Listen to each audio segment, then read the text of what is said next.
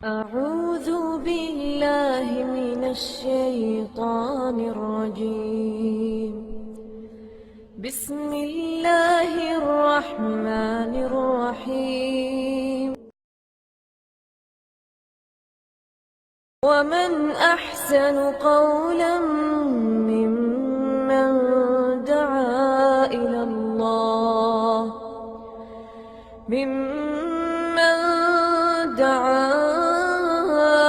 الله وعمل صالحا وقال إنني من المسلمين.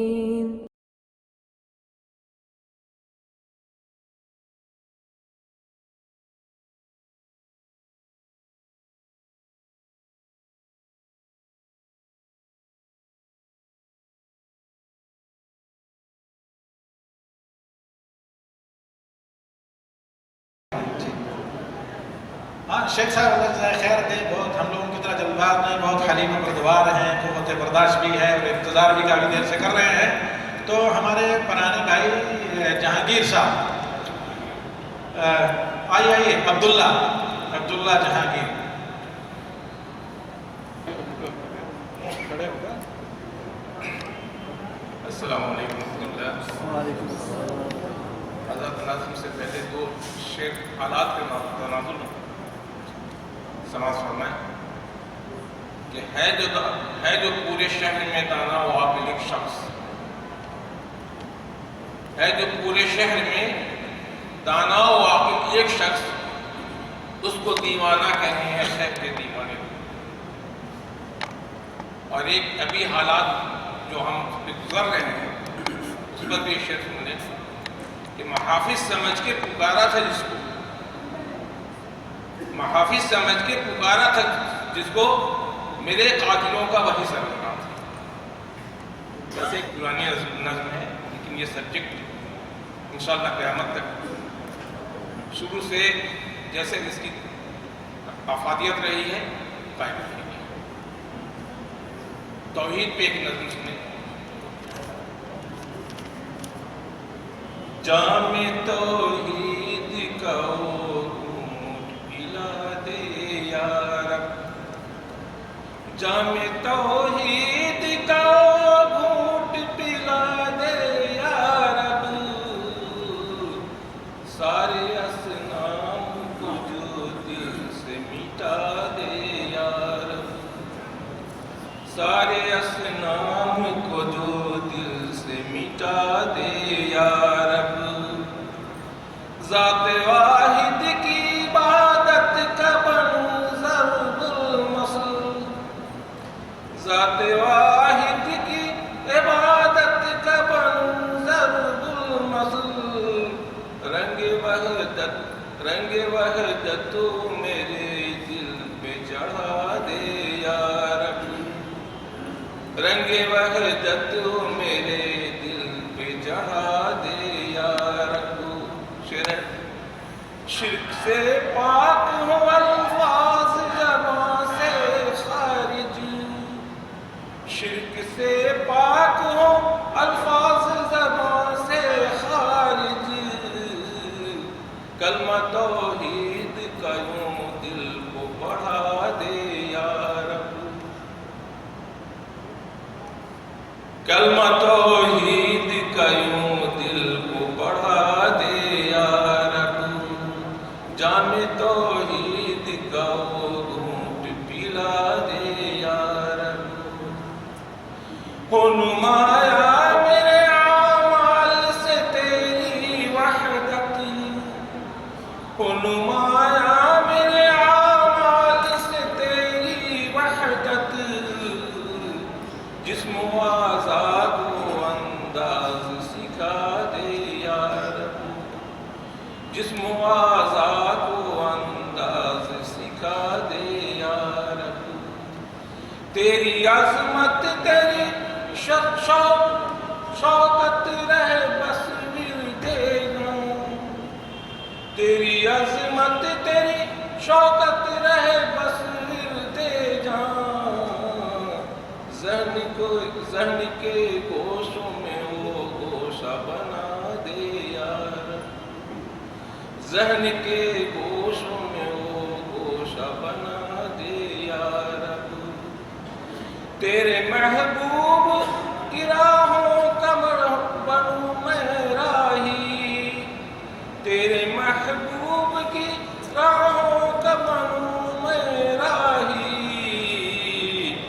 لغزشوں سے میرے قدموں کو بچا دے یا رب، لغزشوں سے میرے قدموں کو بچا دے یا رب، روبرو تیرے پشیمان نہ ہوں محشر میں، روبرو تیرے پشیمان نہ ہوں محشر میں، اپنی ہیبتوں میرے دل پہ بٹھا دے یا رب، اپنی ہیبتوں میرے دل پہ بٹھا دے یا رب،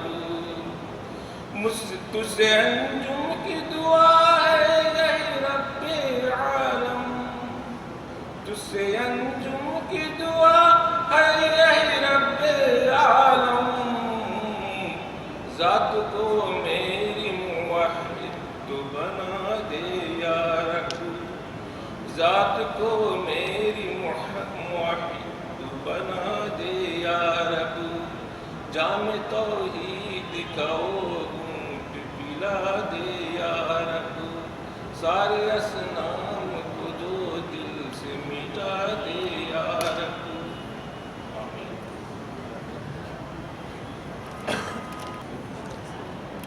إن الحمد لله نحمده ونستعينه ونستغفره ونعوذ بالله من شرور أنفسنا ومن سيئات أعمالنا، من يهده الله فلا مضل له ومن يضلل فلا هادي له، وأشهد أن لا إله إلا الله وحده لا شريك له، وأشهد أن محمدا عبده ورسوله، أما بعد فإن خير الحديث كتاب الله، وخير الهدي هدي محمد صلى الله عليه وسلم، وشر الأمور محدثاتها، وكل محدثة بدعة، وكل بدعة ضلالة، وكل ضلالة في النار۔ رب اشرح لي صدري ويسر لي أمري واحلل عقدة من لساني يفقهوا قولي، رب أعوذ بك من همزات الشياطين وأعوذ بك رب أن يحضرون۔ أعوذ بالله السميع العليم من الشيطان الرجيم، يا أيها الذين آمنوا أطيعوا الله وأطيعوا الرسول وأولي الأمر منكم، فإن تنازعتم في شيء فردوه إلى الله والرسول إن كنتم تؤمنون بالله واليوم الآخر، ذلك خير وأحسن تأويلا۔ ہر قسم کی تعریف و توصیف اور حمد و ثنا خالق کائنات مالک ارض و سما کے لیے ہے، وہ خالق و مالک جس نے ہمیں انگنت نعمتوں سے نواز رکھا ہے، اس کی ہم پر اتنی نعمتیں ہیں کہ اگر انہیں کو گننا بھی چاہے تو یہ بات ہمارے بس سے باہر ہے۔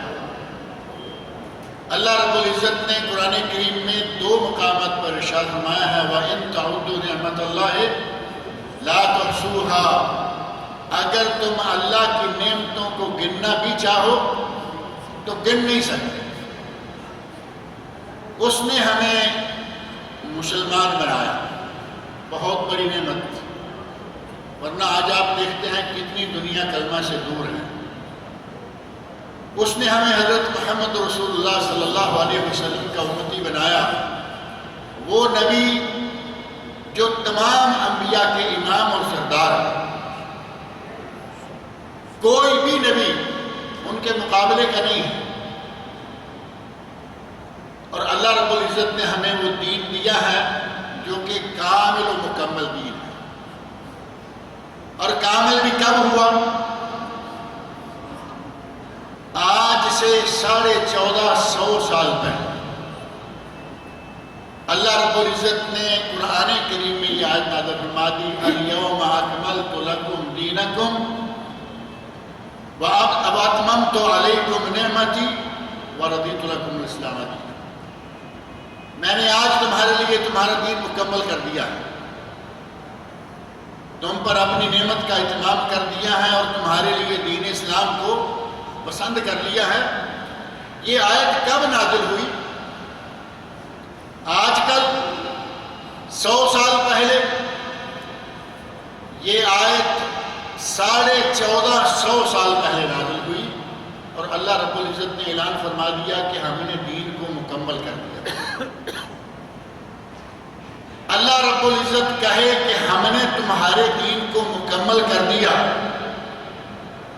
کوئی حاجت رہ جاتی ہے کہ نہیں یہاں بھی کچھ چاہیے، یہاں بھی کچھ چاہیے؟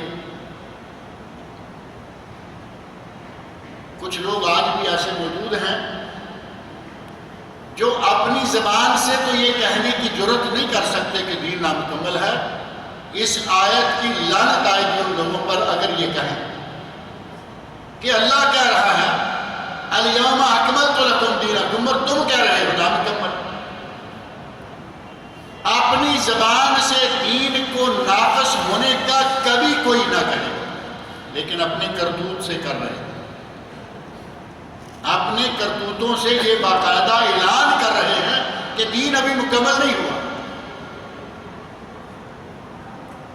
اگر یہ ان کا عملی اعلان نہ ہوتا تو آج جو بدعات ہم اپنے معاشرے میں دیکھ رہے ہیں ان کا وجود ہی نہ ہوتا۔ اور کام ایسا جس کو کرتے ہوئے آپ محسوس کریں گے، بظاہر دیکھیں گے کہ کام بڑا اچھا ہے۔ بدعت کی ایک یہ نشانی ہے کہ وہ برا نہیں لگتا۔ بدعت پورے اسلامی لبادے میں، اسلام کی قریب ترین شکل میں اور دیکھنے میں اچھا لگتا ہے۔ آپ دیکھ لیں ماہ و سال کی بدعات ہیں، بدعات الشہور، بدعات الایام، بدعات الزمان، جتنی بھی بدعات ہیں کوئی بدعت ایسی نہیں لگتی کہ وہ بری، دیکھنے میں اچھی نہ لگے۔ اب گنتی تو ہم سب کر نہیں پائیں گے کہ کتنی بدعات ہمارے معاشرے میں مروج ہیں، لیکن ان میں سے چند ایک کا ذکر کریں گے، اور یہ بات ذہن میں رکھیں کہ ہر وہ کام جس کی نبی صلی اللہ علیہ وسلم کے عہد مبارک میں ضرورت تھی، اس کا وقت آیا، کسی قسم کا کوئی معنی بھی نہیں تھا، وقت آیا، کوئی مجبوری نہیں تھی کہ نہ کر پائیں، اس کے باوجود اگر نبی صلی اللہ علیہ وسلم نے اسے نہیں کیا اور آج ہم اس کو عبادت سمجھیں تو یہ بدعت ہے۔ بدعت کا تعارف پہلے اچھی طرح حاصل کر لے، ایسا نہ ہو کہ بعض کام ہیں وہ لوگ عبادت نہیں سمجھتے، رواجن کر رہے ہیں، ہم کہیں کہ بدعت ہے۔ نہیں، اگر کسی کام کو دین سمجھیں، نیکی اور ثواب سمجھیں، نبی صلی اللہ علیہ وسلم نے نہ کیا ہو، نہ کرنے کا حکم دیا ہو، نہ خلفائے راشدین نے وہ کیا، نہ کرنے کا حکم دیا، نہ صحابہ کرام سے ثابت ہے، اس کام کو کیا کہیں گے؟ وہ بدعت ہے۔ اب ہم اگر صرف سال کے مہینوں کا تھوڑا تھوڑا جائزہ لیتے جائیں تو ہمارے پاس تب بھی وقت پورا نہیں بچے گا کہ ہم ساری بدعات کا تذکرہ کر سکیں۔ پورا سال 12 مہینے، پہلا مہینہ کون سا شروع ہوتا ہے سال میں؟ ماشاءاللہ آپ کو تو اسلامی کیلنڈر یاد ہے، ورنہ لوگ کہتے ہیں جنوری۔ آپ پوچھے پہلا مہینہ سال کا کون سا تو ٹک سے کہیں گے جنوری، کیونکہ ان کا تعلق کی ساری عمر سے جنوری سے آ رہا ہے۔ اسلامی کیلنڈر کیا ہے؟ قرآن کریم نے ہمیں وہ کیلنڈر دیا، لیکن ہمیں اس کی پرواہ نہیں۔ سورہ توبہ میں اللہ رب العزت نے 12 مہینوں کا تذکرہ کیا۔ سورہ توبہ آیت نمبر 36، ان عدت الشہور عند اللہ 12 شہرا فی کتاب اللہ، اللہ کی کتاب میں مہینوں کی تعداد کتنی ہے؟ 12۔ تو یہاں مشہور ہے یا نہیں؟ اتنا عشر تو سارے جانتے ہیں، ان عدت الشہور عند اللہ 12 شہرا فی کتاب اللہ۔ یہاں میں ایک بات اور کرتا جاؤں، ہمارے یہاں الف با تا ثا، یہ تھا نام کی کوئی چیز نہیں ہے، ہم اس کا ایک نقطہ کم کر کے اپنی مرضی کا فٹ کر لیتے ہیں، تا بنا لیتے ہیں۔ اتنا عشر یہ تو آپ کو معلوم ہے کہ 12 کو کہیں گے، اگر کوئی کہے گا اتنا عشر تو ہمیں سوچنا پڑے گا کہ یہ کہیں کوئی اور لفظ تو نہیں۔ عربوں نے اپنے کرتے کا نام رکھا، کیا نام ہے؟ ثوب۔ کیا کہتے ہیں؟ توپ۔ یعنی ہم فوراً بندوق اور توپ کی طرف اس کو لے آتے ہیں۔ ہمارے خبر میں ایک محلے کا نام ہے ثقبہ، اور ثقبہ کہیں تو یہ کہیں کسی اور شہر کا ثابت نہ ہو جائے، کہیں گے تقبہ۔ تقبہ۔ اللہ رب العزت نے فرمایا ان عدت الشہور عند اللہ 12 شہرا فی کتاب اللہ، اللہ کی کتاب میں مہینوں کی تعداد 12، اور آپ کے سال ہجری اسلامی کے مہینوں کی تعداد کتنی ہے؟ 12۔ اللہ رب العزت نے جنوری فروری کا ذکر نہیں فرمایا۔ پہلا مہینہ محرم، اور محرم کا آغاز ہوتے ہی ہمارے پاک و ہند میں تو نہیں، یہاں کچھ سلسلے شروع ہو جاتے ہیں۔ یہاں کل عام وانتم بخیر، کل سنہ وانتم طیب، اور سال نو مبارک، کیونکہ ہمارا تو جنوری سے شروع ہوتا ہے نا، ہمارے یہاں ہیپی نیو ایئر جنوری سے۔ یہ مبارک مہینہ پہلا، سال کا پہلا مہینہ، اور جو 4 حرمت والے مہینے ہیں ان میں سے ایک مہینہ انتہائی معزز اور حرمت والا مہینہ۔ اسی آیت 36 میں اللہ رب العزت نے فرمایا 12 مہینے ہیں، منہا 4 حرم، ان میں سے 4 مہینے حرمت والے ہیں۔ نبی اکرم صلی اللہ علیہ وسلم نے حرمت والے مہینوں کا نام لینے کے نہیں بتایا، قرآن کریم نے نام نہیں بتایا، لیکن نبی صلی اللہ علیہ وسلم نے صحیح بخاری اور حدیث کی کئی کتابوں میں یہ حدیث موجود ہے، آپ نے فرمایا 3 متوالیات، ان 4 حرمت والے مہینوں میں سے 3 مسلسل، ذوالقعدہ، ذوالحجہ اور محرم، 3 آگے نہ کہے، رجب و مضر الذی بین جمادی و شعبان، فرمایا کہ ایک رجب ہے جس کو رجب مضر کہا جاتا ہے، اور کون سا ہے یہ رجب؟ بین جمادی و شعبان، جو جمادی الثانی اور شعبان کے درمیان والا۔ میں یہ بات کئی مرتبہ کہتا رہتا ہوں کہ ہمارے نبی صلی اللہ علیہ وسلم کو ہمارا بہت خیال تھا۔ دیہات کے رہنے والے ہوں گے،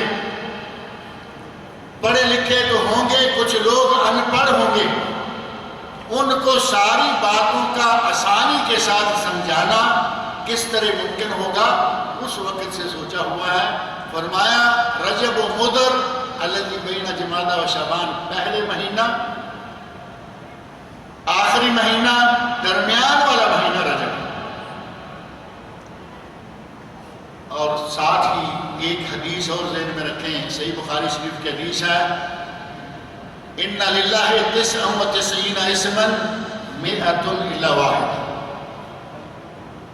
اللہ کے 99 نام ہیں، اور 99 کہہ کر آپ نے چھوڑ دے دیا۔ 99 نام آج بھی آپ دیہات میں جا کے کسی کو کہیں 99، وہ کہے گا یہ 99 کیا ہے؟ نبی اکرم صلی اللہ علیہ وسلم نے 99 کے ساتھ ہی اور کیا فرما دیا؟ 100 الا واحد، ایک کم 100۔ ہماری گنتی ایسی ہے یا نہیں؟ ہماری 5 کم 100، 4 کم 100، 10 کم 100۔ نبی اکرم صلی اللہ علیہ وسلم نے اپنی امت کا ہر میدان میں، ہر موقع پر انتہائی خیال رکھا۔ مہینے کی تعیین کرتے ہوئے ایک مہینہ پہلے کا بتایا، ایک بعد کا، اور فرمایا کہ درمیان والا رجب ہے جو کہ 4تھا ماہ حرمت ہے۔ ان حرمت والے مہینوں میں سے پہلا مہینہ سال کے مہینوں میں سے پہلا مہینہ اتنا معزز و مکرم مہینہ ہے، لیکن ہمارے یہاں بدعات سے بھرا ہوا۔ ہمیں نئے سال کا پتہ ہی نہ چلتا اگر ہماری کچھ خاص بدعات کا اس سال سے تعلق نہ ہو۔ ہم جنوری کو ہی لیے پھر رہے ہوتے،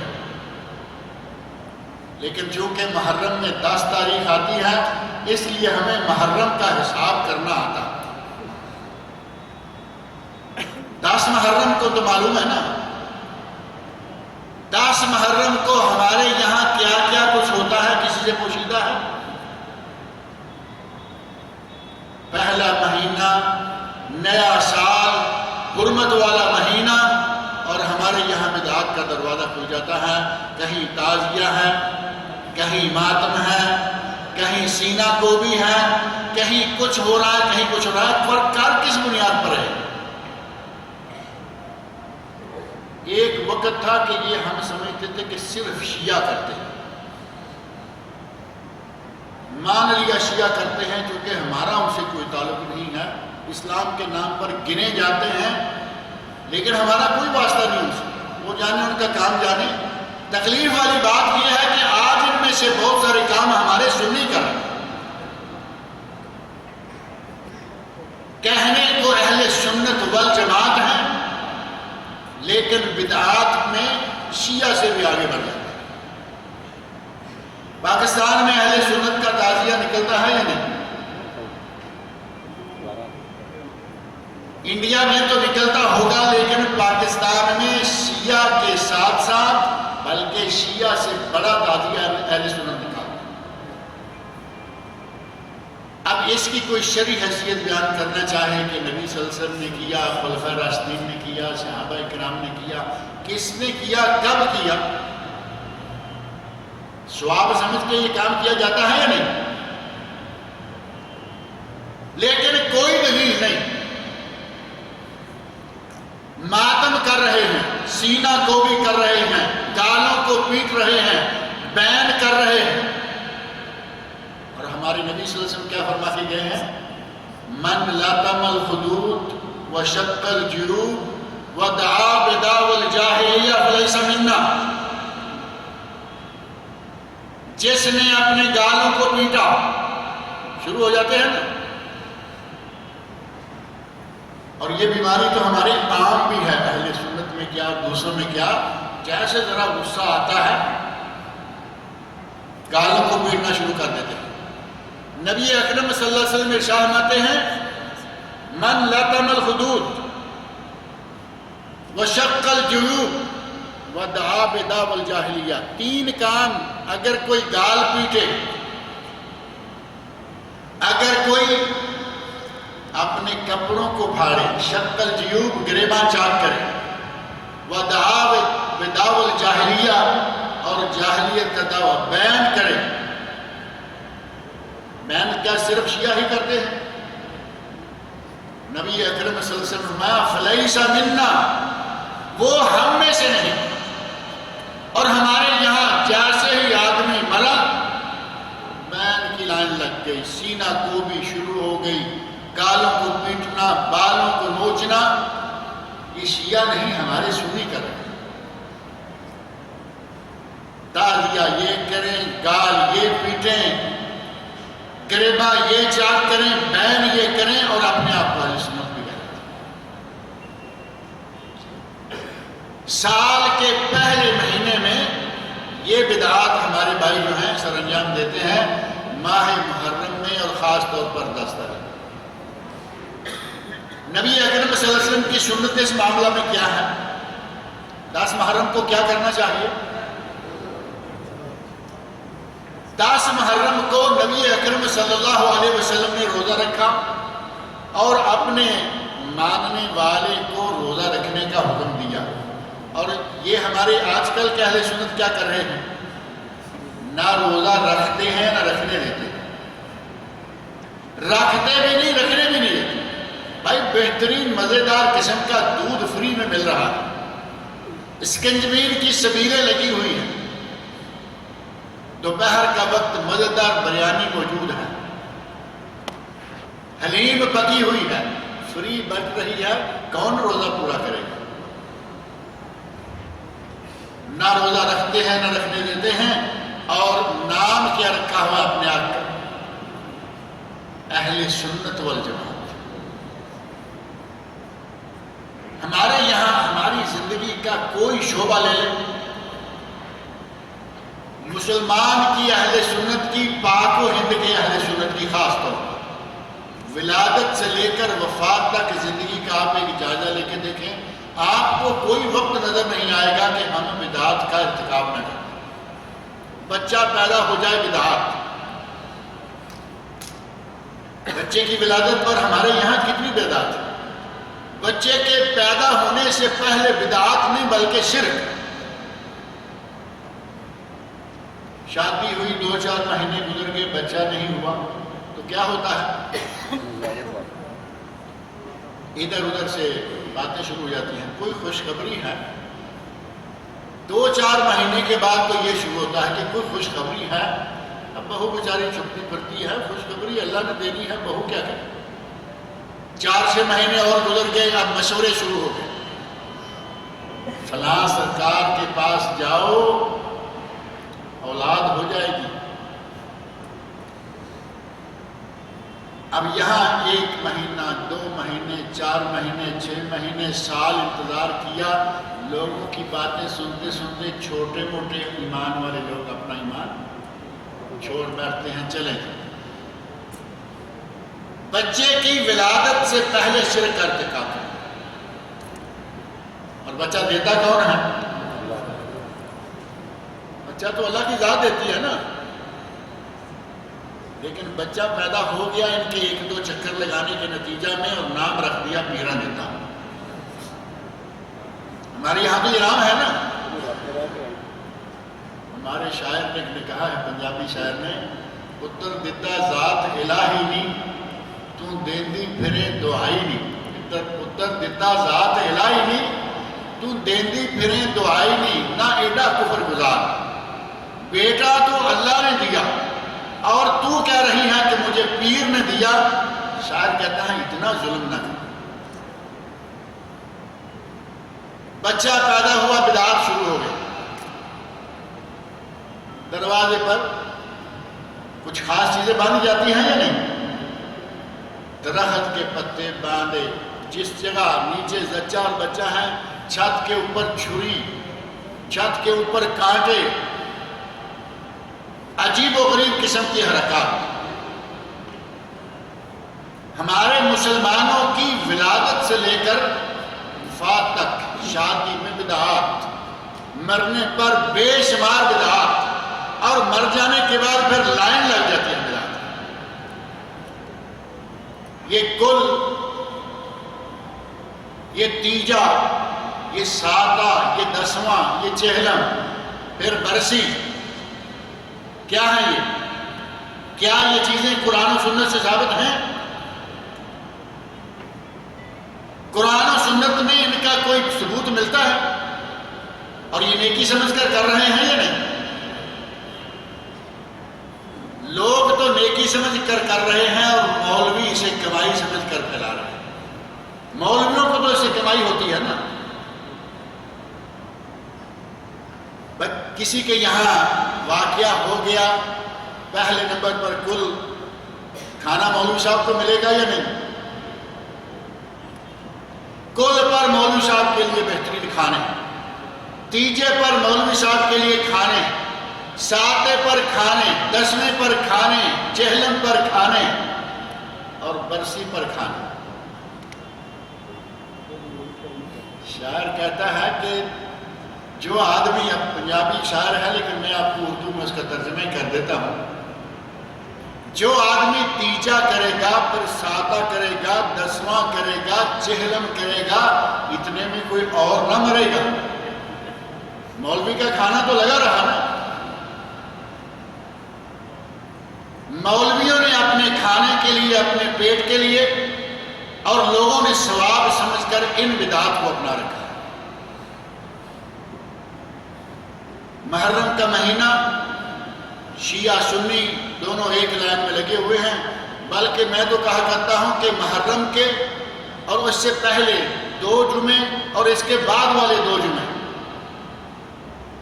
یہ 6 جمعے کے خطبے سن کر دیکھ لیں، جس طرح شیعہ ذاکر بک رہا ہے ایسے ہی ہمارے سنی مولوی بھی تقریریں کر رہے ہوتے ہیں۔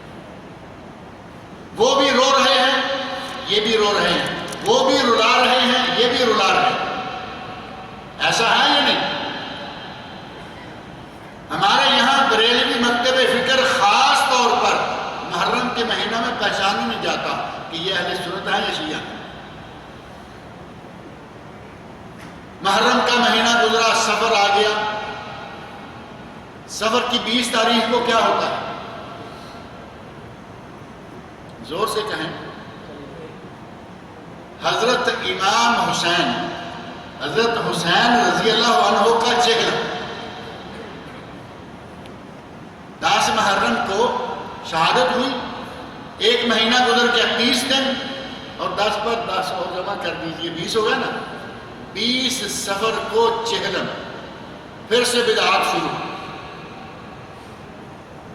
اور سفر کا آخری بدھ آتا ہے تو پھر یہ خالص قسم کے اہل سنت جو ہیں ان میں سے بہت سارے ایسے لوگ ہیں جو باقاعدہ ایک تہوار کی شکل میں خوشیاں مناتے ہیں، نہاتے ہیں، کپڑے دھوتے ہیں، پرانے برتن توڑتے ہیں، پرانی چوڑیاں توڑتے ہیں۔ یہ کیا ہے؟ کہتے ہیں کہ نبی اکرم صلی اللہ علیہ وسلم نے غسل شفا فرمایا۔ اگر یہ سنت ہوتی، یہ کام ایسے ہی کرنا ثواب ہوتا تو نبی صلی اللہ علیہ وسلم کے صحابہ کرتے یا نہ کرتے؟ تابعین کرتے، تبع تابعین کرتے، کسی کو نہ سوچی، اور ہمارے یہاں یہ عبادت بن گئی کہ نبی پاک صلی اللہ علیہ وسلم نے غسل شفا فرمایا۔ امام طبری کی تاریخ کھول کر دیکھیں، امام ابن جریر طبری جو کہ بہت بڑے مفسر بھی ہیں اور بہت بڑے مورخ بھی ہیں، سیرت نگار، انہوں نے لکھا ہے کہ سفر کے آخری ہفتے میں رسول اللہ صلی اللہ علیہ وسلم کی مرض الموت شروع ہوئی تھی۔ وفات کب ہوئی؟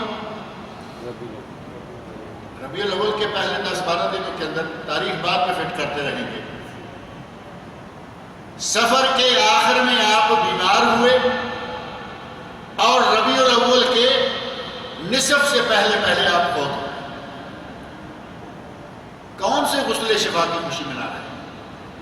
کس نے تمہیں اس طرف لگا دیا کہ اس بدھ کو نبی صلی اللہ علیہ وسلم نے شفا پائی تھی اور غسل فرمایا تو آپ بھی غسل کر رہے ہیں؟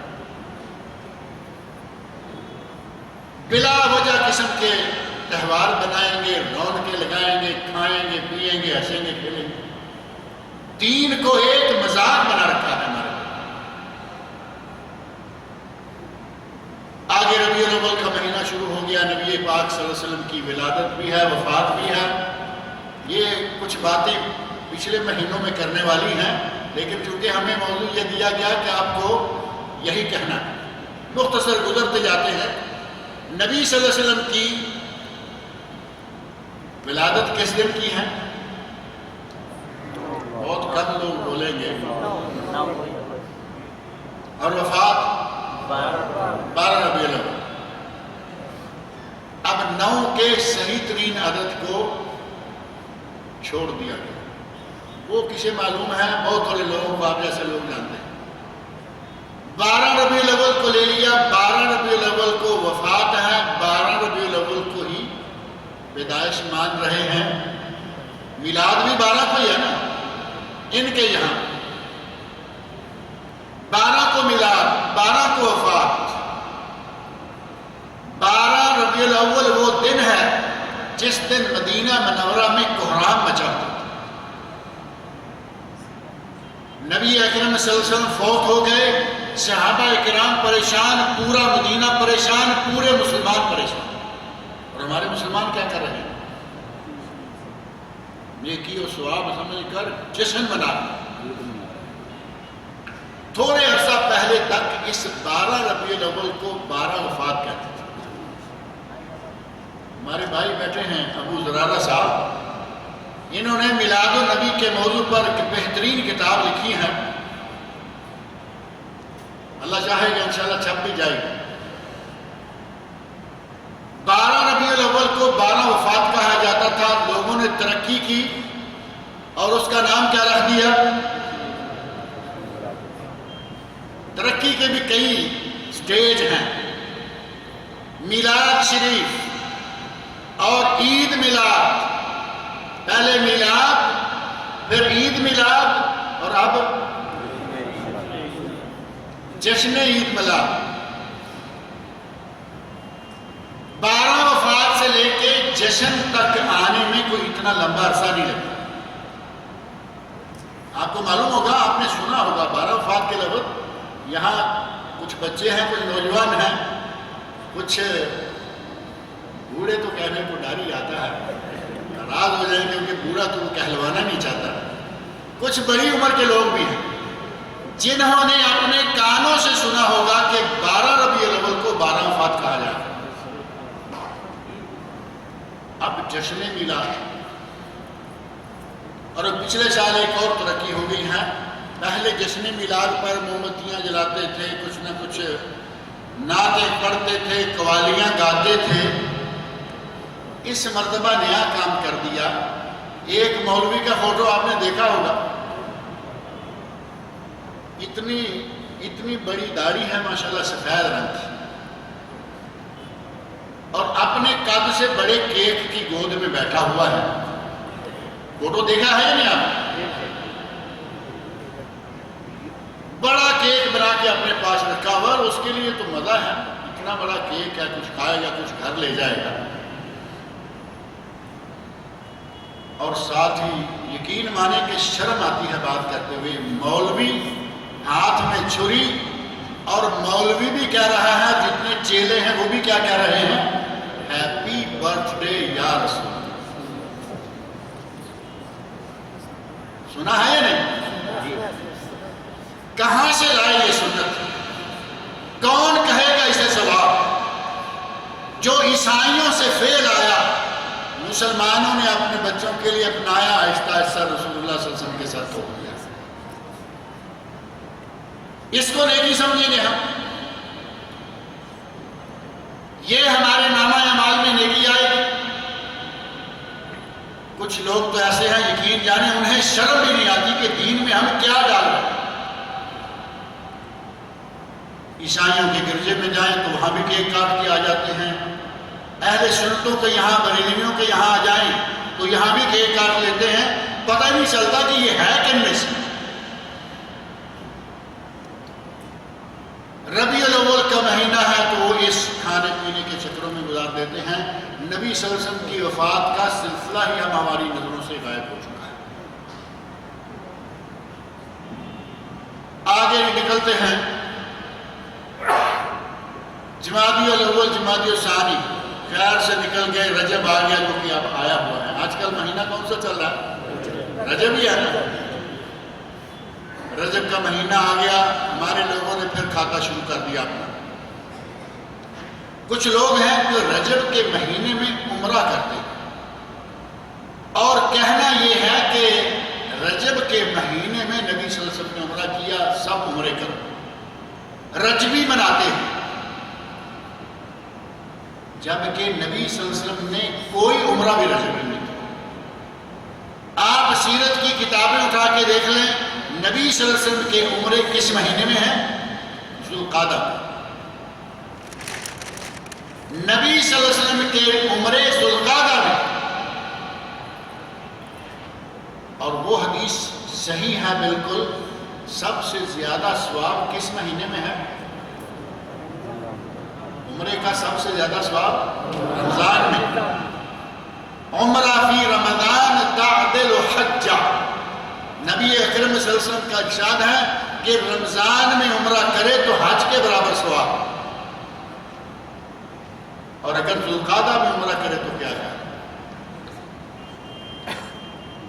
نبی اکرم صلی اللہ علیہ وسلم مسلسل عمرہ ذوالقعدہ میں کر رہے ہیں۔ اللہ رب العزت نے مسلسل نبی صلی اللہ علیہ وسلم کے سارے عمرے ذوالقعدہ میں رکھے، اس کے پیچھے کوئی حکمت ہو سکتی ہے یا نہیں؟ ایسا تو ہو نہیں سکتا کہ یہ اتنا ثواب رمضان کے برابر نہ ہو اور اللہ رب العزت سارے عمرے ہی ذوالقعدہ میں نبی کے لیے رکھ دے۔ بعض علماء نے کہا ہے کہ رمضان میں حج کے برابر ثواب ہے، اس میں کوئی شک نہیں، لیکن ذوالقعدہ میں عمرہ کرنا رمضان کے عمرے سے بھی افضل ہے، کیونکہ نبی صلی اللہ علیہ وسلم کے سارے عمرے ذوالقعدہ میں۔ نبی اکرم صلی اللہ علیہ وسلم کے عمرے ذوالقعدہ میں، اور ہم نے مشہور کر دیا رجب میں عمرے کر رہے ہیں۔ رجب میں بڑا رش ہوتا ہے مکہ میں، اور رجب کے مہینے میں پہلی جمعرات جمعہ صلاۃ الرغائب، میں اس کی تفصیل میں نہیں جاؤں گا، 12 رکعتیں مغرب عشاء کے درمیان، ہر رکعت میں 1 مرتبہ سورہ فاتحہ، 3 مرتبہ اِنَّا أَنزَلْنَاهُ فِي لَيْلَةِ الْقَدْرِ، اور 10 مرتبہ 11 مرتبہ قُلْ هُوَ اللَّهُ أَحَدٌ۔ یہ کہاں سے نماز آئی؟ کیا نبی اکرم صلی اللہ علیہ وسلم کی کسی صحیح حدیث میں اس نماز کا ذکر ہے؟ قطعاً نہیں ملے۔ صلاۃ الرغائب کا نام لیا اور ہمارے لوگ بڑے ذوق شوق سے یہ نماز پہلی جمعرات جمعہ کی درمیانی رات یہ نماز پڑھتے ہیں، اور رجب کے بارے میں بڑی ہمارے اہل سنت علماء بھی بڑی تقریریں کرتے رہتے ہیں اور کہتے رہتے ہیں کہ رجب یہ فضیلت، رجب جو فضیلت میں نے پہلے ذکر کی ہے، نبی صلی اللہ علیہ وسلم نے رجب کو ماہ محرم حرمت والا مہینہ قرار دیا ہے، اس میں کوئی شک نہیں، قرآن کریم سے بھی ثابت ہے۔ لیکن اس کے علاوہ 32 احادیث علامہ ابن حجر رحمۃ اللہ علیہ نے اپنی ایک کتاب میں جو رجب کے بارے میں خاص رجب کے بارے میں کتاب لکھی، اس میں 32 حدیثیں ذکر کی اور کہا کہ ان میں سے ایک بھی حدیث صحیح نہیں، ان میں سے 11 حدیثیں ضعیف ہیں، اور پیچھے کتنی بچی؟ 21 حدیثیں موضوع اور من گڑت مشہور کر دی رجب، تاکہ لوگ جمعراتیں منائیں، جمعے منائیں، لوگ یہ منائیں وہ منائیں۔ رجب کے ہر جمعہ میں، آج بھی جمعہ ہے، میٹھی روٹیاں پکا کر ان پر 41 مرتبہ میٹھی روٹیاں پکائیں، 41 مرتبہ ختم کس چیز کا دیتے ہیں؟ فاتحہ کا۔ اس کا نام رکھا ہوا ہے تبارک۔ اس مرتبہ اس مہینے میں یا پچھلی مدت میں جتنے بھی لوگ مرے ہیں ان کے ایصال ثواب کے لیے ہر جمعے تبارک کی روٹیاں مارتے ہیں۔ اور تبارک لفظ کہاں سے ہے؟ تبارک الذی بیدہ الملک، سورہ ملک 41 مرتبہ سورہ ملک بھی پڑھی جاتی ہے۔ کہاں سے آئی یہ روٹیاں اور کہاں سے آئی یہ انداز کہاں سے آیا؟ ہر روز کوئی نہ کوئی کام، ہر جمعے کوئی نہ کوئی کام، کسی جمعرات میں کوئی کام، اور 22 رجب آ جائے تو پھر تو ہمارا بڑا کام بن جاتا ہے۔ 22 رجب تو گزر گئی نا، روٹی ووٹی میٹھی کسی کو ملی ہے یا نہیں آپ میں سے؟ کہہ رہے ہیں کہ وہابیوں کو نہیں ملتی ہے، وہابیوں کو نہیں دیتے، پڑوس میں پکائیں گے لیکن وہابیوں کے گھر میں نہیں بھیجیں گے، انہیں معلوم ہے یہ نہیں کھائیں گے۔ اور عجیب بات یہ ہے کہ اگر کہیں کسی جگہ کوئی تاریخ میں بات آئی ہوتی نا، کسی ضعیف روایت میں بات آ گئی ہوتی کہ اس تاریخ کو یہ کرنا چاہیے، اجر ہے ثواب میں، کہتے بھائی ضعیف روایت ہے، کچھ لوگ کہتے ہیں کہ ضعیف پہ عمل کر سکتے ہیں، کوئی روایت نہیں۔ ہمارے بر صغیر پاک و ہند کے ایک افسانہ نگار کہیں، ایک ادیب کہیں، منشی جمیل احمد نام کا ایک آدمی ہے، اس نے ایک کہانی لکھی ہے، ایک افسانہ لکھا ہے اور اس افسانے میں ایک شہزادہ ہے، ایک بادشاہ ہے، ایک وزیر ہے، وزیر محل ہے، وہ ساری کہانی کہیں تو کافی لمبا اس کے لیے وقت چاہیے۔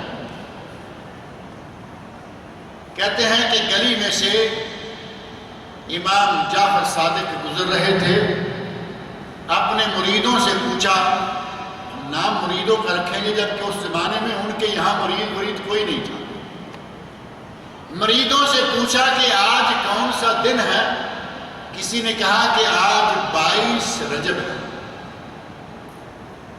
امام صاحب کہتے ہیں کہ اگر کوئی میٹھی روٹیاں کیا ہوتی ہیں، پوریاں، میٹھی پوریاں پکائے، ان پر ختم پڑے، میرے نام کی نیاز کر دے، جو کچھ بھی مانگے گا اگر اسے نہ ملے تو قیامت کے دن آ کے میرا گریبان کر۔ منشی صاحب نے یہ کہہ دیا، منشی جمیل نے، اور ہم نے مان لیا، نہ قرآن میں، نہ حدیث میں، نہ خلفاء سے، نہ صحابہ سے، بلکہ عہد قدیم سے یہ بات نہیں ہے۔ ہمارے ہندوستان میں دیکھیں اب کتنی زور سے چل رہی ہے، پاکستان، ہندوستان، پوریاں پکا رہے ہیں، کھا رہے ہیں، اور ایک بڑا اس کے بارے میں مشہور ہے، کہتے ہیں کہ یہ کجیاں ٹوٹیاں، پنجاب میں کجیاں ٹوٹیاں، اور ذرا اردو دام طبقے میں کومڑے، ذرا بڑا ہو جاتا ہے نا۔ کہتے ہیں یہ اندر چھت کے اندر پکتے ہیں، چھت کے اندر ہی بٹتے ہیں، اور چھت کے اندر ہی کھائے جاتے ہیں، یعنی یہ اندر کی کوئی چیز ہے۔ شریعت میں کچھ چیزیں ہیں ایسی جو صرف اندر کی ہوں، چونکہ کوئی سر نہیں، کوئی پیر نہیں، کوئی کہانی کہہ دی، نہ امام جعفر صادق اس تاریخ کو پیدا ہوئے، نہ امام جعفر صادق کی شادی ہوئی، نہ امام جعفر صادق فوت ہوئے، اور نہ امام جعفر صادق کے زمانے میں مدینہ منورہ میں کوئی بادشاہ تھا، نہ وزیر۔ ان کی ساری زندگی میں 2 دور آئے، ایک دور اموی اور دوسرا دور عباسی۔ ان دونوں ادوار میں حکومت کہاں تھی؟ شام میں اور بغداد۔ دونوں ادوار کے دارالخلافہ شام اور عراق رہے۔ مدینہ میں بادشاہ کہاں سے آ گیا؟ ہوش بھی نہیں ہے، کہانی پڑھتے ہوئے ہوش سے بھی کام نہیں ہے، کہانی پڑھ لی اور کنڈے چلا رہے ہیں۔ اصل بات کیا ہے اس کی تہ تک ہم جانا نہیں چاہتے یا جاتے نہیں۔ اب جسے سالانہ ایک اچھا بھلا کھانے کے لیے سلسلہ ملا ہو، اسے کیا ضرورت ہے حقیقتیں، اسے بنیادیں، اسے پیچھے پس پردہ کیا ہے، اسے تلاش کرنے کی کیا ضرورت ہے؟ 22 رجب کا امام جعفر صادق کے ساتھ کوئی تعلق نہیں، رحمت اللہ ہے۔ تعلق کس کا ہے 22 رجب کو؟ حضرت امیر معاویہ رضی اللہ عنہ۔ امیر معاویہ رضی اللہ عنہ کون ہیں؟ میرا خیال تفصیل بتانے کی ضرورت نہیں ہے، نبی صلی اللہ علیہ وسلم کے کیا لگتے ہیں؟ برادر نسبتی، اور سالہ صاحب کہیں تو اور اچھی طرح سمجھ آ جائے۔ سالہ صاحب تو سمجھتے ہیں نا، نبی اکرم صلی اللہ علیہ وسلم کے سالہ، برادر نسبتی، ام حبیبہ رملہ بنت ابی سفیان رضی اللہ عنہ جو ام المومنین ہیں، ان کے بھائی، نبی صلی اللہ علیہ وسلم کے کاتب وحی، نبی صلی اللہ علیہ وسلم کے صحابی، کتنے درجے ہیں؟ 22 رجب کو حضرت امیر معاویہ رضی اللہ عنہ کی وفات ہوئی، اور شیعہ لوگوں نے خوشی منائی اور شیرینیاں بانٹی۔ ان کی شیرینیاں بانٹنا بنتا ہے یا نہیں؟ ان کا تو بنتا ہے، کہ ان کے یزید ہیں، ان کے فلاں ہیں، ان کے ان لوگوں نے کیا کر دیا؟ حضرت حسین کو شہید کر دیا۔ حضرت حسین کو کہا کہ شہید کرنے والا یزید اور یزید کا باپ معاویہ، اور انہوں نے ان کی موت پر خوشیاں منانا شروع کر دیں۔ کیا کسی اہل سنت کو یہ بات زیب دیتی ہے کہ وہ بھی کچھ میٹھا بانٹے؟ ایک صحابی، ایک خلیفہ، ایک کاتب وحی اور نبی اکرم صلی اللہ علیہ وسلم کا اتنا قریبی رشتہ دار جس تاریخ کو فوت ہو، مسلمان اس تاریخ کو شیرینیاں بانٹے اور ثواب کی نیت پہ رکھے، ثواب ہوگا؟ 22 رجب ہمارے بہت بڑے علاقے میں یہ بڑا عام ہے، اور 5 دن گزرتے ہیں تو 27 رجب آئے۔ 27 رجب کو ایک نماز پڑھی جاتی ہے، جیسے میں نے صلاۃ الرغائب کا ذکر کیا۔ 27 رجب کو نماز پڑھتے ہیں، اس کی رکعتیں تھوڑی زیادہ ہیں، 100 رکعت، لیکن اس کا نام بھی بڑا مزیدار رکھا ہوا، صلاۃ الالفیہ۔ صلاۃ الالفیہ،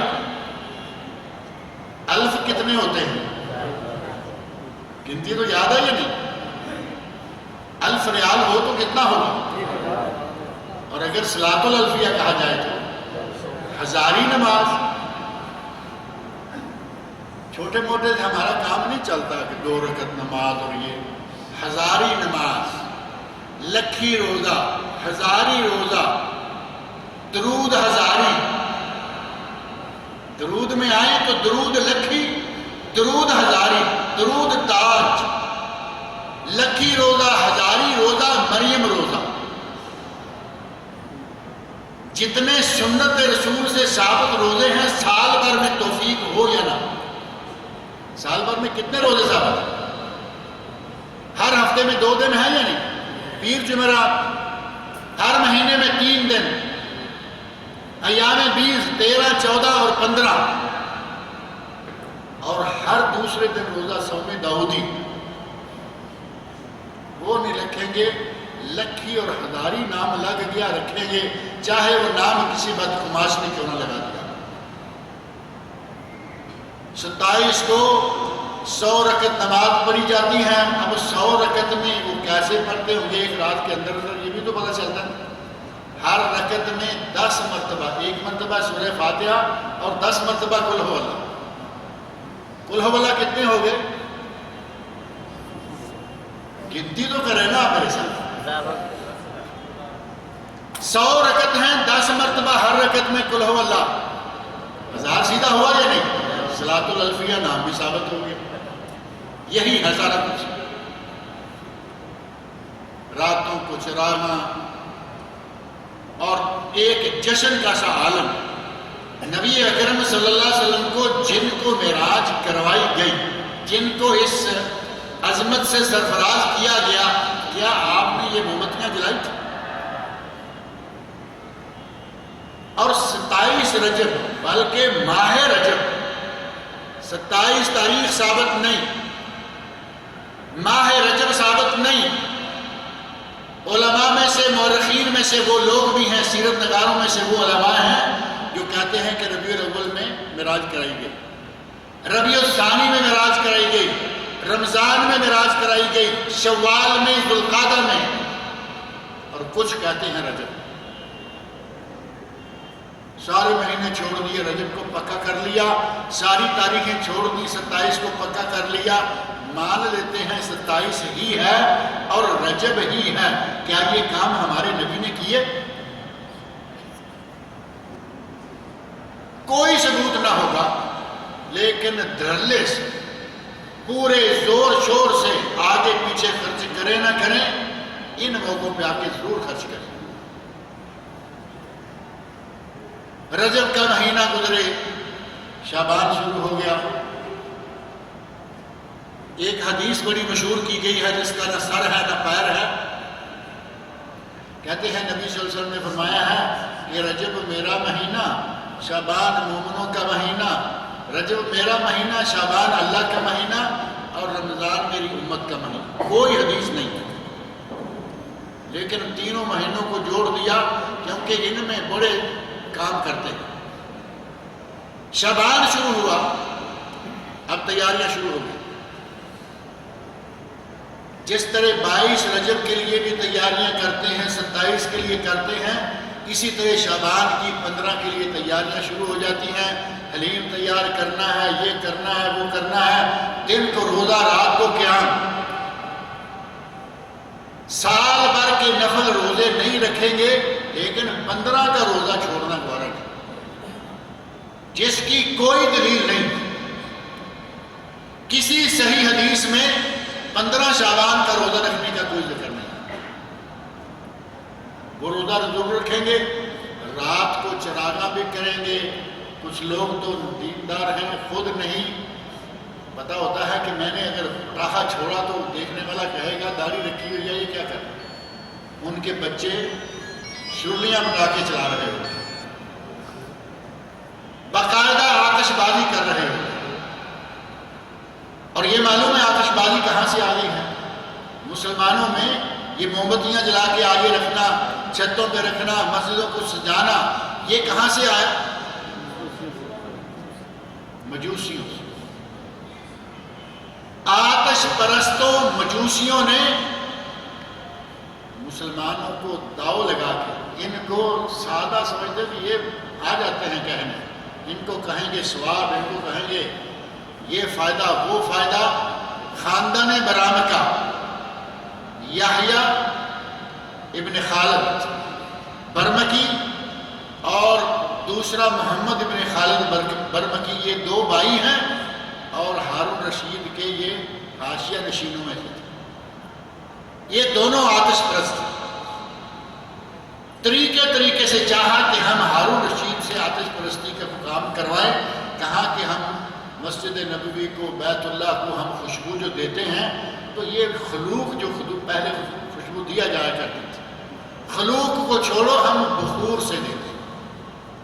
بخور تو معروف ہے نا، انگیٹھی ہے، اس میں آگ ہے، اس کے اوپر چھوٹی سی لکڑی کا پیس ہے، دھواں بھی بڑا مزیدار ہے، اس میں کوئی شک نہیں، لیکن آگ بھی ہے یا نہیں؟ اور اگر 2-4 انگیٹھیاں اس جگہ مثلا مسجد ہے، جامع مسجد کافی بڑی ہوتی ہے جہاں بھی ہے، جامع مسجد میں یہاں وہاں 4 انگیٹھیاں آگے رکھ دی جائیں جلتی ہوئی آگ والی، آتش پرستوں کا کام بنے گا یا نہیں بنے گا؟ سجدہ کر رہے ہیں، سامنے آگ بڑی ہوئی۔ ہارون رشید ان کے کہے میں نہیں آیا، شرارت کو سمجھ گیا، کہا نہیں، ہم بیت اللہ کو خلوق سے ہی معطر کریں گے، بخور سے نہیں کریں گے۔ ہمارے یہاں آہستہ آہستہ چلتے چلتے موم بتیاں بھی آ گئی، سارا کچھ آ گیا، اور ہم نے اس آتش پرستوں کی اس سازش کو بے نقاب کرنے کی بجائے خود اس میں مبتلا ہو۔ اور جو پٹاخے چھوڑتے ہیں، ہر سال کئی جانیں ضائع ہوتی ہیں، دارالعلوم کا گھر تباہ ہو گیا، پڑوسی مارے گئے، اتنے مارے گئے۔ کچھ لوگ ہیں جن کو دین کے نام پر اگر کچھ طلب کیا جائے اور کہا جائے کہ مسجد بن رہی ہے 4 پیسے دے دو، نہیں آئیں گے۔ اور اگر کہا جائے کہ اور کوئی کون کہے گا، بیگم کہتی ہیں کہ بچوں کے لیے کچھ لے آؤ، شبرات آ رہی ہے، بیگم کا کہنا تو ویسے بھی مشکل سے ہی انکار کیا جا سکتا ہے نا۔ دل میں اگر تھوڑا سا آ بھی رہا ہے نا، تب بھی مجبور ہے کہ بیگم نے کہہ دیا۔ اب وہاں سے ایشو آرڈر جو ہیں وہ تو انکار نہیں ہوتے۔ ہمارے کئی بھائی ہیں، یہ تو چلو ایک خرافات میں سے عام سی بات ہے، عین سنت رسول بلکہ سنت انبیاء ہے۔ سنت رسول ہی نہیں، سنت انبیاء ہے نا داڑھی۔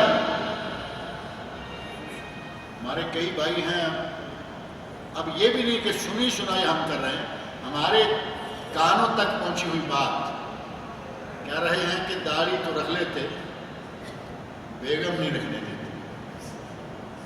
داڑھی تو رکھ لیتے، بیگم نہیں رکھنے دیتے۔ اب جو آدمی داڑھی تک بیگم کے کہنے سے منڈوا دیتا ہے یا نہیں رکھتا، اسے اگر بیگم کہے کہ بچے کے پٹاخے لانے کے لیے پیسے تو انکار کرے گا وہ۔ مسجد کے لیے روک لیں گے یہاں، اور اگر کوئی شریف آدمی کہہ دے کہ بھائی کیا کام کا فضول، جی پیسے کمائے کس لیے جاتے ہیں؟ یعنی بچوں کو خوش کرنے کے لیے کچھ بھی یہ کر دیں۔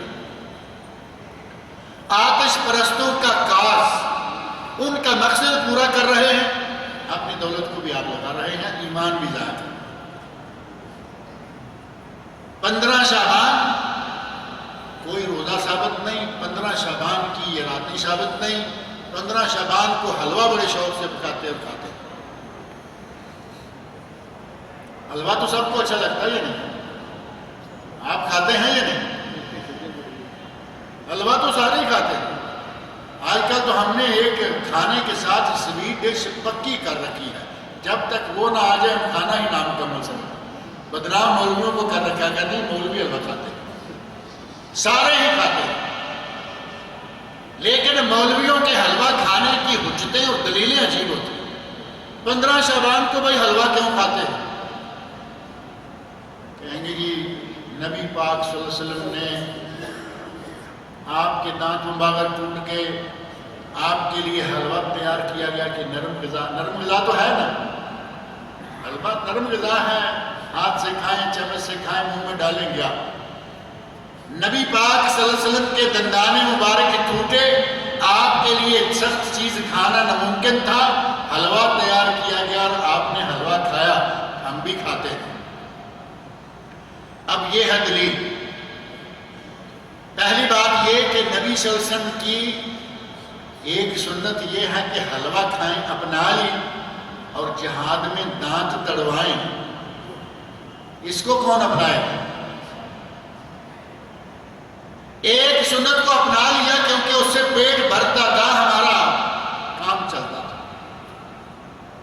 اور آپ نے تو میدان جہاد میں دانت تڑوائے تھے اور پھر مان لیا اگر حلوہ کھایا۔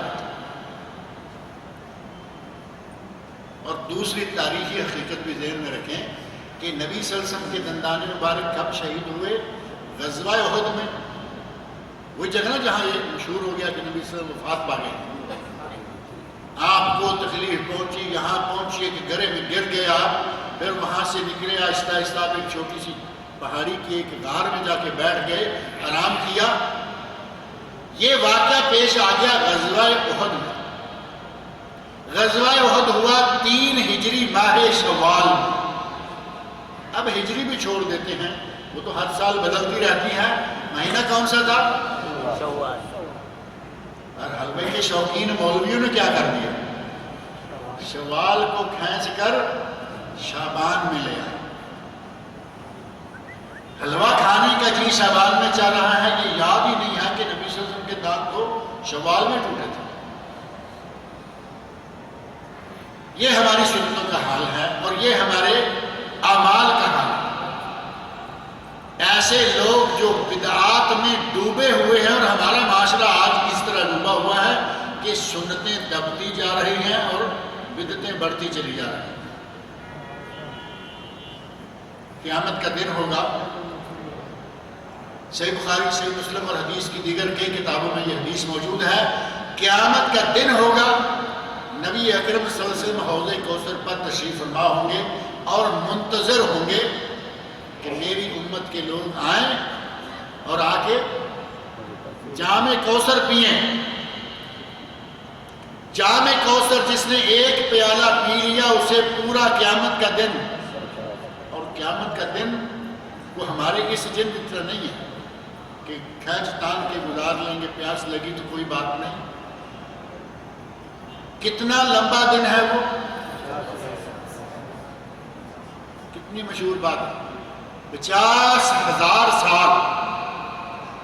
آج کے دنوں کے حساب سے اگر 50,000 سال گزرے تو وہ ایک دن گزرے۔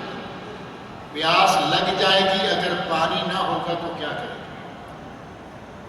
اور اگر کسی کو نبی صلی اللہ علیہ وسلم کے اس حوض کوثر سے ایک پیالہ مل گیا تو 50,000 سال اسے پیاس نہیں لگی۔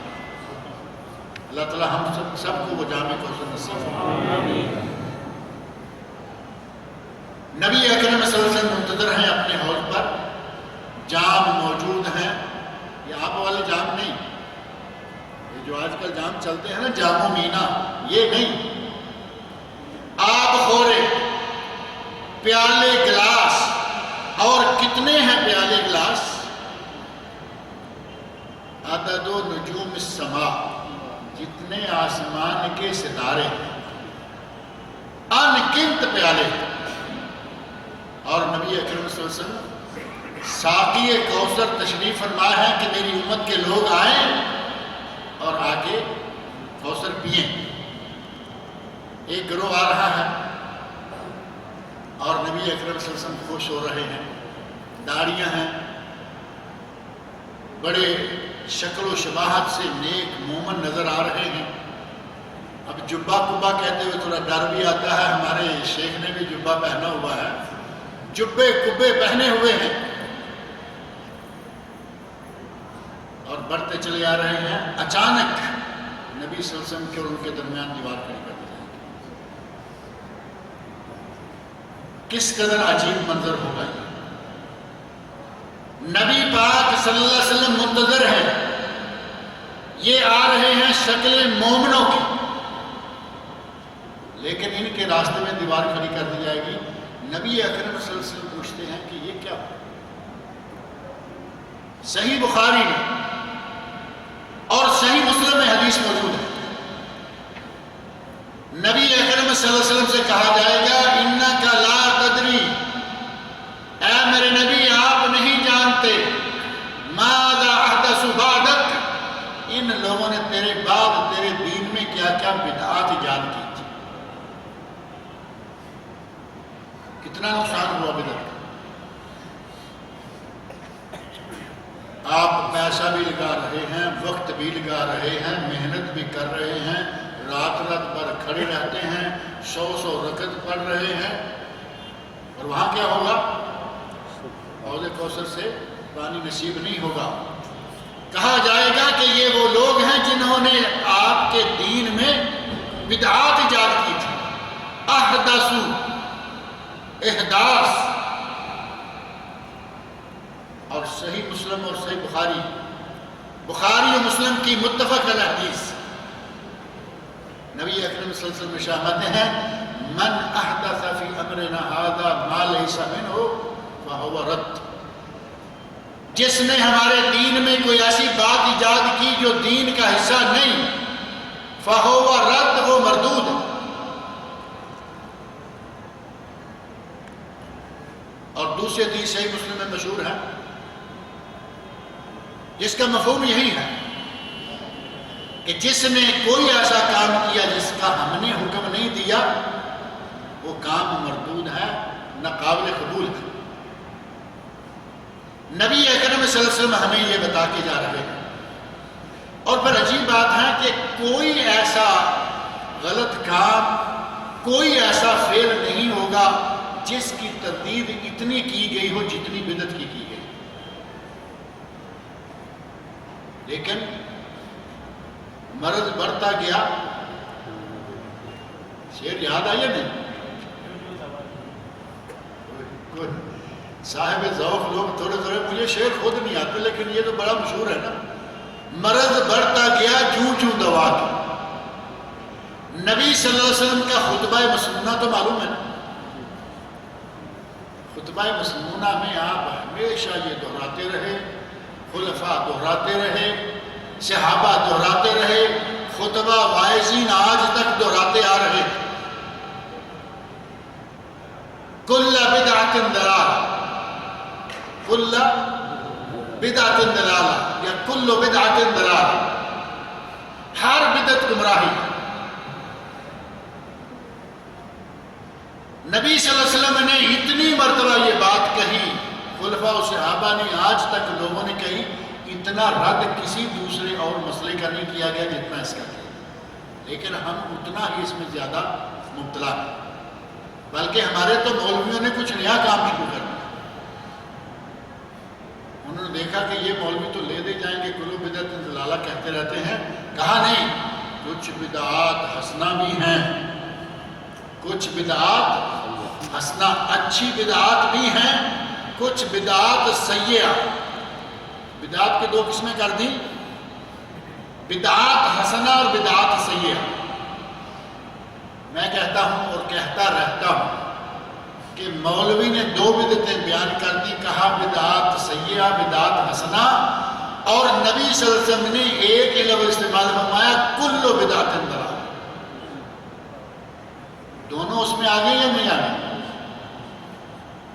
اور جس لفظ جہاں سے لفظ لا رہے ہیں نا نعمت البدعۃ ہذہ، حضرت عمر فاروق کے الفاظ سے وہ یہاں جمتے نہیں۔ حضرت عمر فاروق رضی اللہ عنہ نے کس کام کے بارے میں کہا تھا؟ نعمت البدعۃ ہذہ، کس کام کے بارے میں کہا؟ یاد ہے نا؟ نماز تراویح کی جماعت کے بارے میں۔ نماز تراویح کی جماعت نبی صلی اللہ علیہ وسلم نے کروائی ہے یا نہیں؟ جواب دیجیے، ٹائم تھوڑا سا۔ نبی صلی اللہ علیہ وسلم نے نماز تراویح باجماعت پڑھائی، 3 دن باجماعت نماز پڑھائی، اور 4تھے دن صحابہ کرام بیٹھے رہے، فجر تک نبی صلی اللہ علیہ وسلم اپنے گھر سے باہر نہیں آئے، اور فرمایا کہ میں ڈر گیا تھا، میں ڈر گیا تھا کہ اگر اس کو پڑھایا جاتا رہا تو یہ تم پر فرض ہو جائے گی اور تم نہ کر پاؤ۔ اگر یہ 6ٹھی نماز بھی فرض ہو جاتی، پہلے تو 5 نمازیں فرض ہیں، ہمارے لیے وہ بھی کافی مشکل بنی ہوئی ہے، 5 نہیں پڑھ پاتے، 6ٹھی بھی فرض ہو جاتی ہے۔ نبی سے فرماتے ہیں خشیت ان تفرض علیکم، میں ڈر گیا کہ کہیں مسلسل پڑھتے رہے تو تم پہ فرض نہ ہو جائے اور تم نہ پڑھ۔ حضرت عمر فاروق رضی اللہ عنہ نے اس بات کے بارے میں یہ لفظ استعمال کیا، اور وہ بھی اپنے اصل معنوں میں نہیں، بلکہ عربوں کے یہاں کچھ الفاظ ہیں جو کسی اور کے لیے استعمال کیے جاتے ہیں، جیسا کہ قرآن کریم کی ایک ہی مثال لے لیجئے۔ اللہ رب العزت نے فرمایا صبغۃ اللہ، صبغۃ اللہ ومن احسن من اللہ صبغہ، اللہ کا رنگ، اور اللہ کے رنگ سے بہتر کس کا رنگ ہو سکتا ہے؟ ترجمہ یہی ہے یا نہیں؟ کیا ہے اللہ کا رنگ؟ اللہ پینٹ کرتا ہے نعوذ باللہ، اللہ کا رنگ کیا ہے؟ اللہ کا دین، اللہ کی شریعت، یہ ہے اللہ کا رنگ۔ لفظ استعمال ہوا صبغہ، صبغہ تو یہاں بہت معروف ہے، دکانوں پہ لکھا ہوتا اسباغ، یہ فلاں کمپنی کا جزیرہ للاسباغ، فلاں للاسباغ، جونسن ہے یا جون ہے،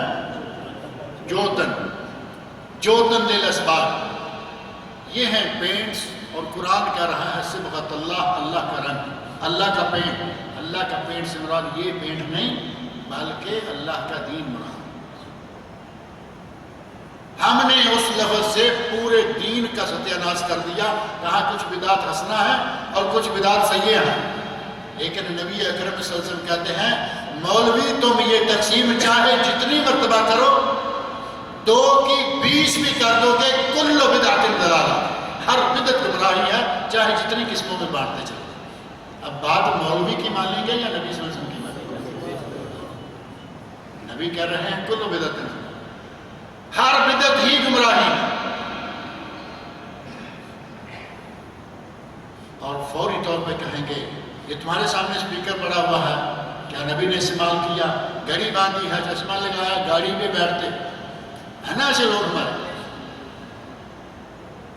وہ تیاری کر کے بیٹھے ہوئے ہوتے ہیں کہ کوئی اس طرف سے آئے گا تو ہم اس طرف سے آئیں گے، تم یہ کر رہے ہو، تم وہ کر رہے ہو۔ اللہ کے بندو، کبھی کسی نے کہا ہے کہ میں گاڑی میں ثواب سمجھ کے بیٹھا؟ کبھی کوئی کہتا ہے میں گاڑی کا استعمال دین سمجھ کے کر رہا ہوں؟ کبھی کسی نے کہا؟ اور میں نے اپنی بات کے شروع میں کہا تھا کہ دین سمجھے ثواب سمجھے تو وہ بدعت ہے اگر نبی صلی اللہ علیہ وسلم سے قرآن و سنت سے ثابت نہ ہو۔ نبی کے زمانے میں اس کا موقع آیا، کوئی معنی نہیں تھا، پھر بھی آپ نے نہ کیا، نہ کرنے کا حکم دیا، تو وہ بدعت ہے۔ کہاں گھڑیاں اور کہاں گاڑیاں اور کہاں یہ اسپیکر اور کہاں یہ لائٹیں، یہ دنیا ہے اور وہ دین ہے۔ اگر بدعت کو ان 2 قسموں میں تقسیم کروں تو پھر معقول ہوگا کہ بدعات دینیہ اور بدعات دنیا جس کو ہم ایجادات کہتے ہیں، اور ان ایجادات کو اللہ رب العزت نے ہمارے لیے نعمت بنایا۔ میں یہاں اکیلا بیٹھے بات کر رہا ہوتا اس مسجد کے اندر بھی لوگ نہ سن پاتے. اب یہ 2-3 منزلوں میں آرام سے سنا جا رہا ہے یہ نہیں. اور اگر اس کی ایک تار جو انہوں نے نکال رکھی ہے وہ لگا دیں تو پورا محلہ کم از کم یہ بات سنے. اللہ کی نعمت ہے یا نہیں؟ اللہ رب العزت نے ان نعمتوں کی طرف باقاعدہ اشارہ بھی فرما دیا ہے. وَيَخْلُقُ مَا لَا تَعْلَمُونَ. قرآن کریم پڑھ کے دیکھیں. اللہ رب العزت نے ذکر کیا کہ ہم نے تمہارے لیے گھوڑے، خچر، یہ وہ تمہارے لیے یہ نعمتیں پیدا کی، اور ساتھ فرمایا وَيَخْلُقُ مَا لَا تَعْلَمُونَ. ابھی اللہ وہ چیزیں بنائے گا جو تم نہیں جانتے. گھوڑا تو تھا، خچر تھی، گاڑی تھی نا، گاڑی آ گئی. سورج سے لوگ وقت دیکھتے تھے، گھڑی نہیں تھی، گھڑی آ گئی. اسی طرح بے شمار چیزیں آ گئی ہیں. بدعات میں سے ایک بدعت کا بطور خاص شیخ محمد عالم صاحب نے کہا تھا کہ ذکر کریں، کیونکہ وقت تھوڑا سا ہے، اس کا تذکرہ ہو جائے. اور وہ ہے 11ویں شریف. 11ویں شریف ہے یا نہیں؟ آپ، میں یہ نہیں کہہ رہا کہ آپ کرتے ہیں یا نہیں، ہو رہی ہے یا نہیں؟ 11ویں شریف سے آپ نہ گھبرائیے. آج کل تو جس گاؤں میں ذرا قبر بنی ہو جائے تو وہ گاؤں شریف ہو جاتا ہے. چاہے کتنے مجرم اس گاؤں میں کیوں نہ رہتے ہوں گے، لیکن وہاں ایک چھوٹا موٹا مزار، سرکار دربار ہونی چاہیے تو وہ شریف ہو گیا. اب مکہ شریف بڑا مشہور تھا، آہستہ آہستہ لوگوں نے جدہ شریف بھی بنا لیا. شاید نواز شریف کے آنے سے بنایا یا پہلے بن گیا. یہ بات میں نے خود سنی ریڈیو پر. جدہ شریف سے ٹیلی فون آیا.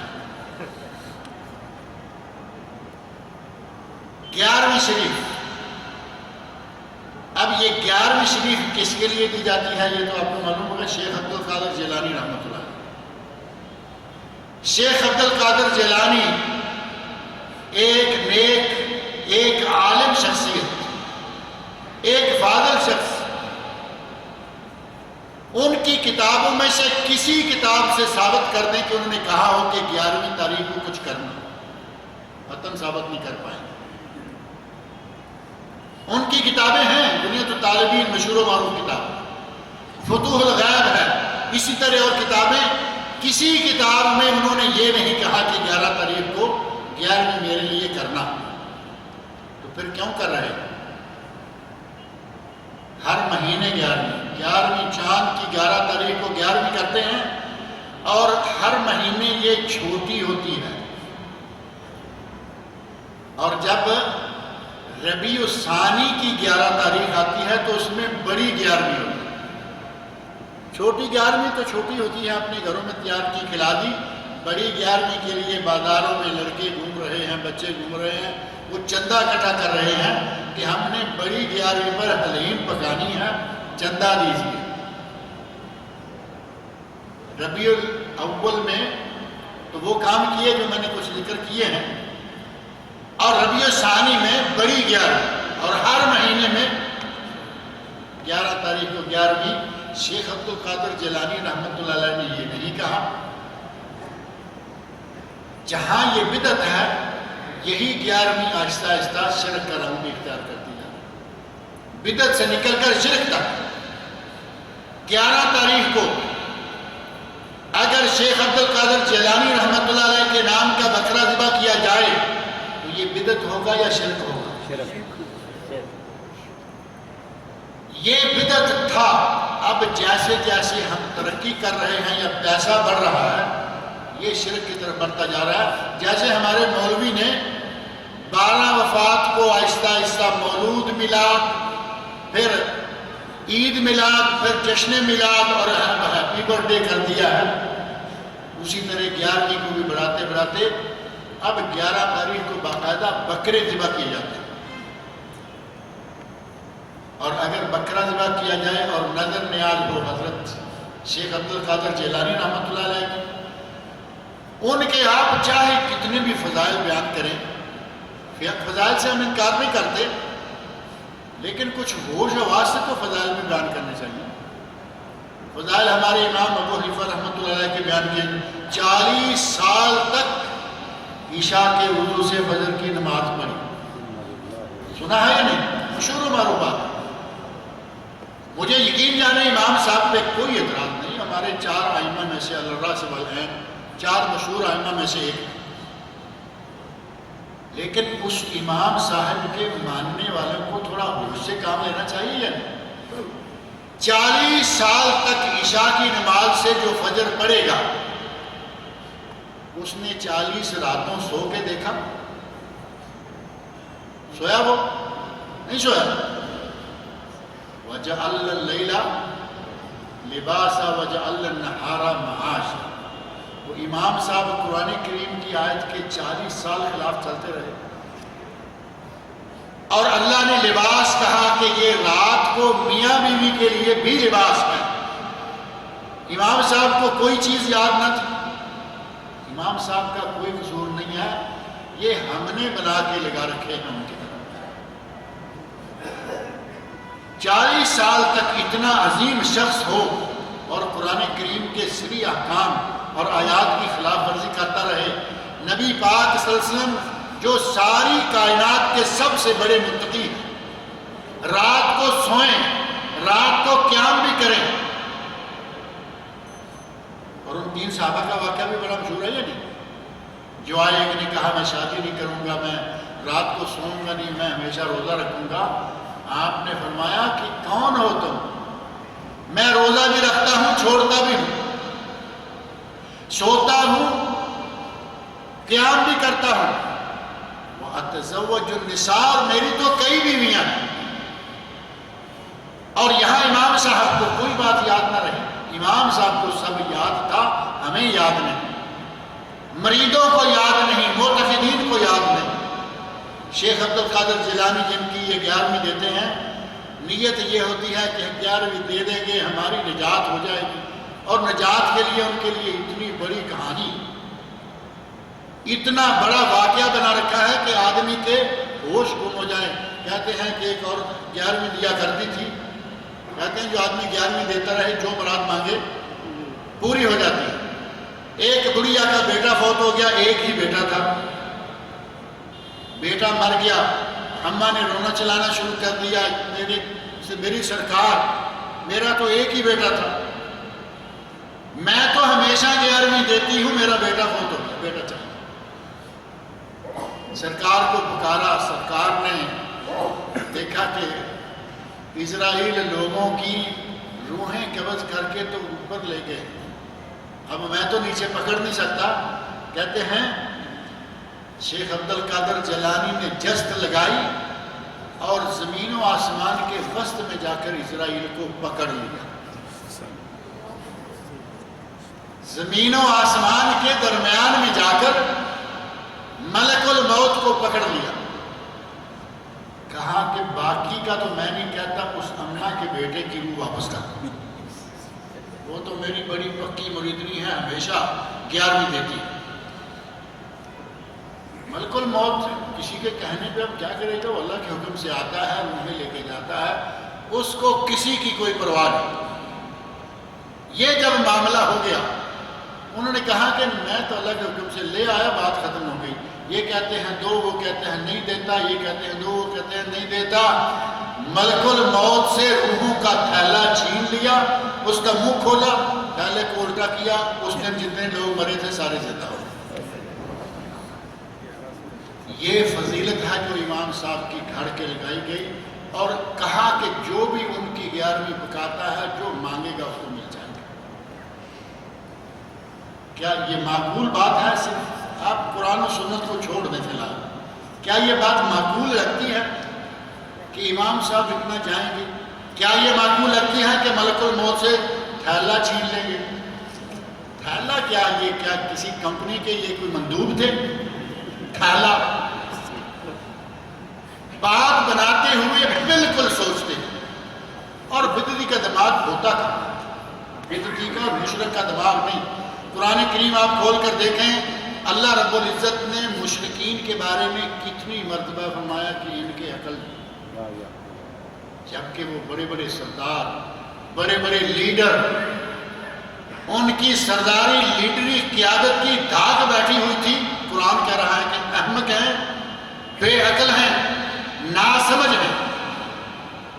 اور سچی بات یہ ہے کہ بدعتی اور مشرک کی عقل نہیں ہوتی ہے تو وہ کام نہیں کرتی، خاص طور پر دین کے معاملہ میں ان کے کوئی عقل نہیں۔ اس طرح کی باتیں مشہور کر دیں گے اور بڑے پل باندھ دیں گے، لوگ بیچارے دیکھتے ہیں کہ اتنا ثواب اس کام میں، اتنا فائدہ اس کام میں، چلو۔ جبکہ ان کاموں کا جو قرآن و سنت سے ثابت نہیں ہے کوئی ثواب نہیں ہوگا، بلکہ الٹا گناہ ہوگا۔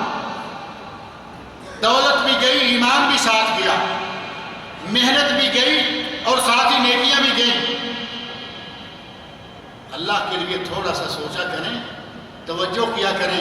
اگر کوئی بات قرآن و سنت سے ثابت ہے اس کو تھوڑا اور آگے لے جائیں، خلفائے راشدین سے ثابت ہے اور آگے کر لیں، اجماع صحابہ سے ثابت ہے، وہ شریعت ہے، اس کو مان لو اور اس طرح کی خرافات سے اپنی جان چھڑا لو۔ یہ سال بھر میں نے ایک جملہ کہا ہے کہ مسلمان کی ولادت سے لے کر وفات تک ہر موقع پر بدعات کا ایک جمگھٹا۔ اللہ رب العزت مجھے اور آپ سب لوگوں کو صحیح کتاب و سنت پر عمل کرنے کی توفیق عطا فرمائے۔ اللہ تعالیٰ مجھے آپ سب کو شرک سے اور ہر طرح کی بدعات سے محفوظ رکھے۔ اللہ تعالیٰ مجھے اور آپ سب لوگوں کو نیک عمل کی توفیق عطا فرمائے۔ وما علینا